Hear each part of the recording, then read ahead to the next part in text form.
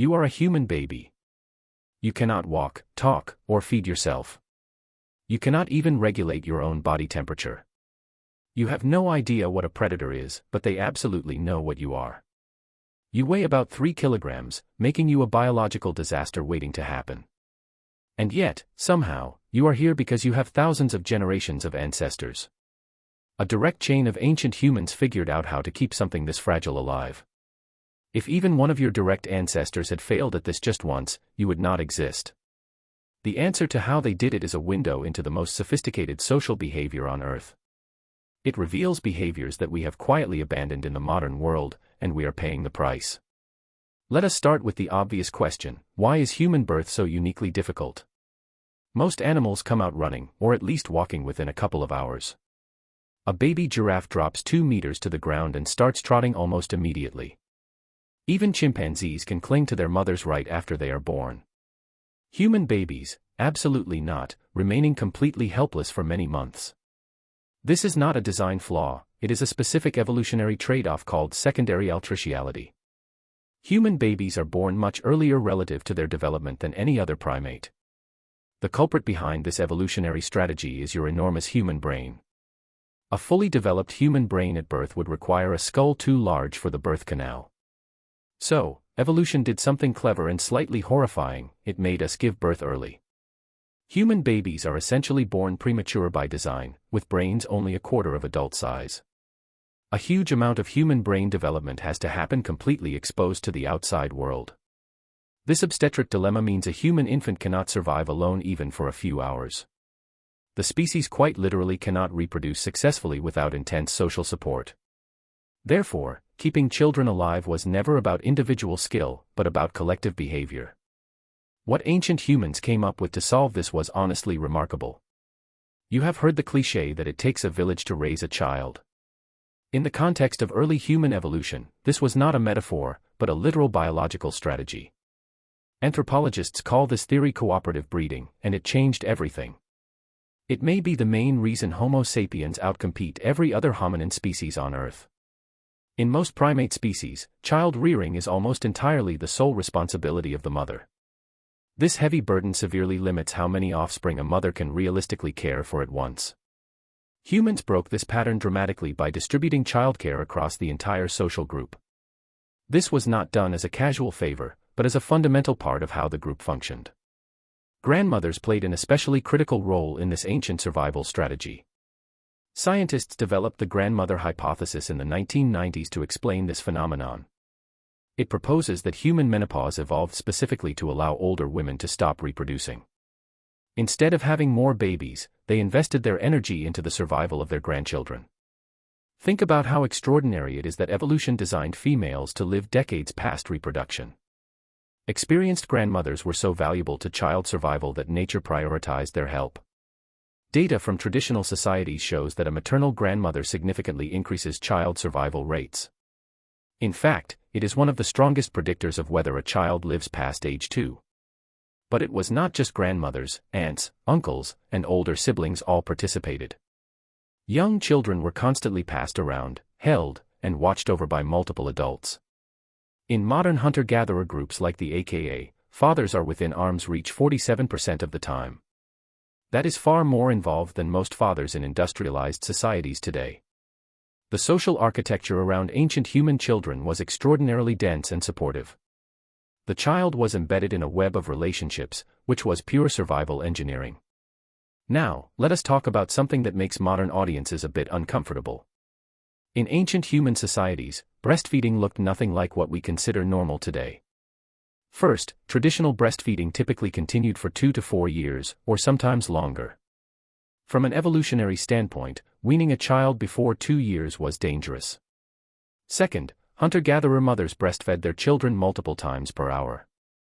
Some studies estimate they nursed as many as 4 times per hour in the early months. This constant feeding provided continuous nutrition and regulated the infant's stress response. Crucially, it acted as a natural contraceptive, spacing births apart by 3 to 4 years. This birth spacing was a matter of survival, ensuring one child was independent before the next arrived. But here is the fascinating part: wet nursing was extremely ancient and cross-cultural. Multiple women in a group would regularly breastfeed children who were not their own.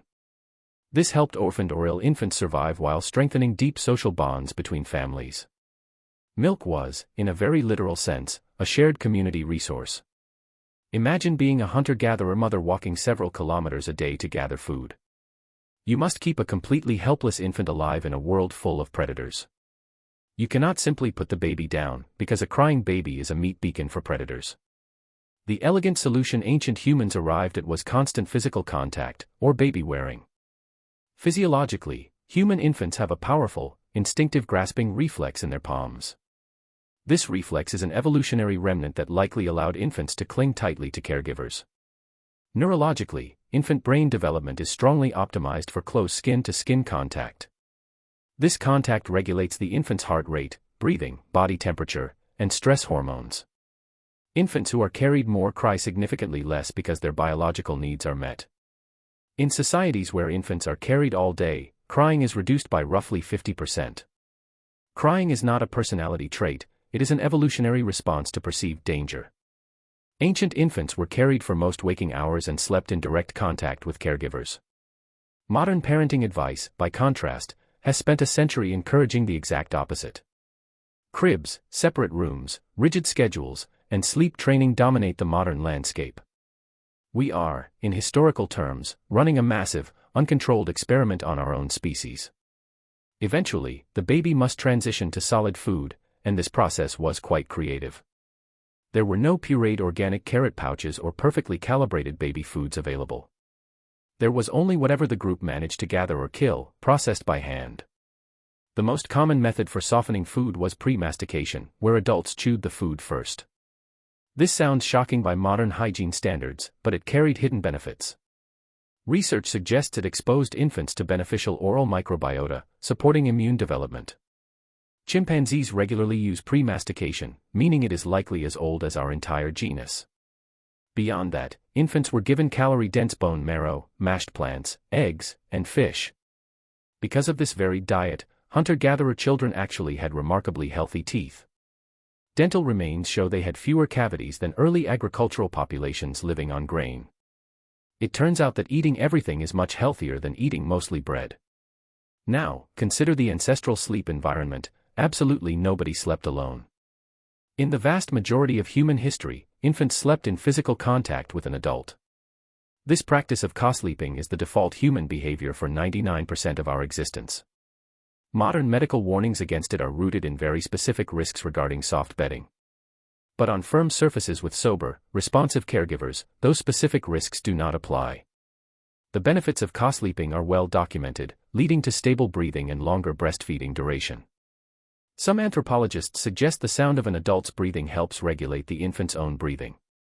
Human infant physiology evolved expecting physical contact during sleep, not a separate nursery. The isolated nursery is a very recent and unusual invention in human history. However, we must be honest about the sobering reality of ancient infant mortality. Evidence suggests that 30 to 50% of children died before the age of 5. This was not due to a lack of care, but a lack of modern medical science. Yet, ancient humans did what they could, utilizing medicinal plants for thousands of years. Archaeological records show deliberate herb use going back at least 50,000 years. They used willow bark, the original aspirin, for fever, and honey as an antimicrobial treatment. Garlic was used for its antimicrobial properties long before anyone knew what bacteria were. While this could not stop severe infections, it was certainly not nothing. What also existed universally across every ancient culture was the power of ritual. Ceremonies, protective charms, and prayers bound the community tightly around the child. These rituals publicly assigned responsibility for the child's welfare to the group. They also provided a psychological framework for processing profound grief when children died. Carefully arranged infant burials prove that ancient humans felt deep, crushing sorrow for their losses.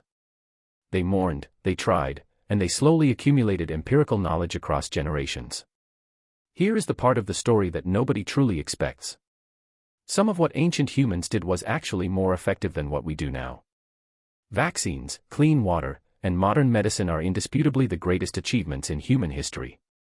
Nobody is arguing that we should return to a 40% child mortality rate. But we have dismantled crucial behavioral structures without understanding